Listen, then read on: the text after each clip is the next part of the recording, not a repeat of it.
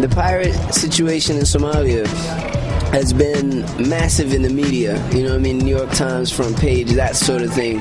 But it never really, it's so interesting to me that it's never really discussed in the way Somalis discuss it.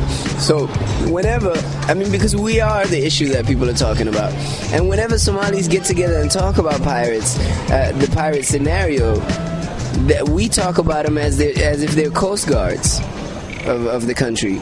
We don't talk about them as this evil kind of group that's disturbing European trade, which we don't really care about too much. It's like European trade is fine as long as it doesn't. As long as we get respected in our waters and our territories. Our territory and waters has not been respected by the international community for a very long time. There's been mass illegal fishing from foreign vessels that are coming into the country and just taking the resources of the Somali people. But also even more sinister is that there's foreign vessels coming in and dumping nuclear toxic waste into our shores. And this is the other side of the story. This is what they don't tell you on CNN. They can't, because they would implicate a lot of their legitimate companies that exist here are not so legitimate when they go to places with illegitimate governments. You know, they start to behave. You know, they lose their charm when they get over there. So that's a very accurate description. So you are the Coast Guards, and this makes perfect sense. I mean, you know, for a while I was a little concerned, that maybe I shouldn't be, taking my luxury liner boat over there. But now I didn't realize that when they were driving by the Horn of Africa, passing near Somalia, it wasn't to show us your beautiful country. It was to dump the waste and then go back. Yeah, and it's incredible how crazy that is to dump nuclear toxic waste on people's shores. Because especially we're on the Indian Ocean, and Somalia has the largest coastal running line in Africa. And so it's completely unprotectable, this area. And so what they've been doing is, for a long time, the mobsters that used to be in New York in the fishing industry, a lot of those guys went into the nuclear toxic waste business, which sometimes is legitimate and sometimes very, very illegitimate. And so they've been dumping these containers. The thing is, if you dump, there's ways to properly package this stuff and get rid of it and put it in the water and all of this. And if you do that, usually you do it in cold waters.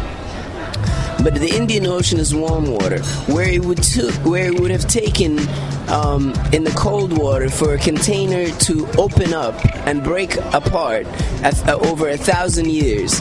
In Somalia, in the Indian Ocean, it would take just about 100 years to open up.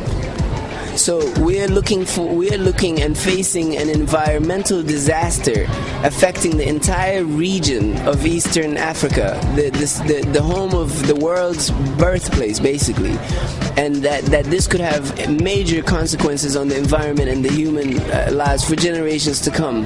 And you mean to tell me that the U.S. and the Europeans are sending all their navy power to stop the pirates that we see as those who are stopping that criminal activity?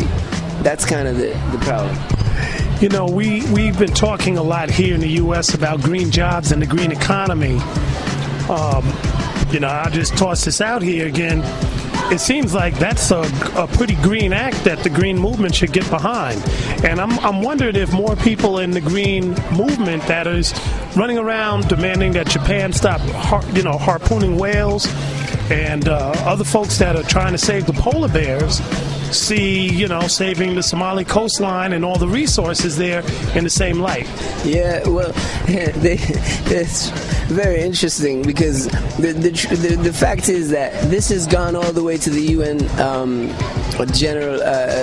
the UN Security Council. It's gotten high up, this issue of Somali, the nuclear toxic waste being dumped in Somalia, and then completely vetoed and thrown away by major powers, and forgotten about, and kind of just shoved under a rock. Which major powers? Can you name a couple so we can keep them on tap? Yeah, I think France and the U.S. had both interest in vetoing this issue, and of course France is in the waters, the Navy's there. I mean, it's a major problem, and I think what's really the sad thing about Somalia and Africa in general, when it comes to these kind of progressive movements you have here in the West and in the U.S., such as the green movement, the environmental culture, and so on, that it's once it's black, green really doesn't matter so much anymore.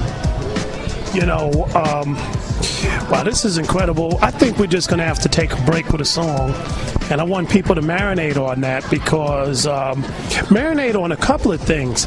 How distorting the news has been to make it seem like there was a bunch of uncontrolled barbarians running around, you know, just attacking luxury liners. And I guess they didn't tell the story that you all weren't really killing people. You were holding them and you know, basically make... Not one death caused by these pirates, not one injury. In fact, they have such rules, such strict rules, guidelines, these pirate groups, that if you verbally assault a captive, that there is a percentage cut off your pay, your future pay. And so they're very, very well behaved, and they know what they're doing. They're very professional, but they were out there initially to protect us. We're going to take a break.